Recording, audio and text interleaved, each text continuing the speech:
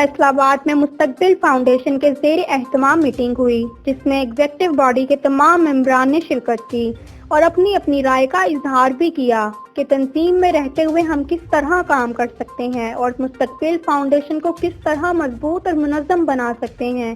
مستقبل فاؤنڈیشن فیصل آباد کے چیئرمین ارسلان خان کا کہنا تھا کہ طلبہ اور طالبات میں شعور پیدا کرنا، تعلیم پر کام کرنا، جو بچے اور بچیاں مستحق ہیں ان کے لیے تعلیمی اخراجات اٹھانا، سکولز، کالجز اور یونیورسٹیز میں جا کر اپنے پیغام کو عام کرنا، قائد اور اقبال کے خواب کو پورا کرنا۔ اسی طرح مستقبل فاؤنڈیشن کے صدر حماد سمرو کا کہنا تھا کہ ہماری تنظیم اللہ اور اس کے رسول کے بتائے ہوئے اصولوں کے مطابق کام کریں گے،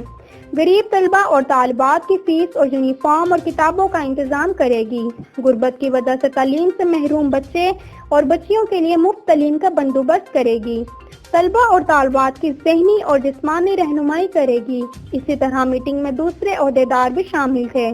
جن میں chief secretary madam Sehrish Khan, senior نائب صدر حسن اشفاق، ماریہ شہزاد، فوزیہ رمضان، عاصم شاہد اور قربان علی بھی شامل تھے۔